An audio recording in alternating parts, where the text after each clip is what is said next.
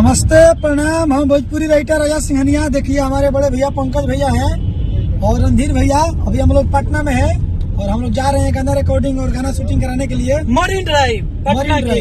भैया कुछ बोलना चाहते हैं पंकज भैया? कि आज पीरा पीरतिया के पियर बकैले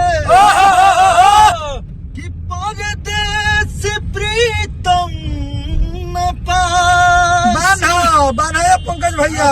कि पल पल पहाड़ नियन लागे समय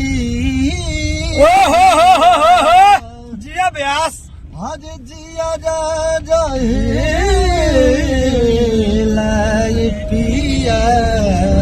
अभी भैया का गाना गाइल हो कि छाने छाने कैसे भैया बटे चोली केस भौजी, होली में चोली केस कितनी का रंग का देनी अरे तोहरो हम फेस भौजी हो कैलू केस भौजी चोली केस भौजी। अभी मून फिल्म्स भोजपुरी पे खातिर मून फिल्म्स भोजपुरी पे गाना आया है भैया का प्योर अकेला पलानी में और भाई भैया जुड़े बड़े हिस्सा में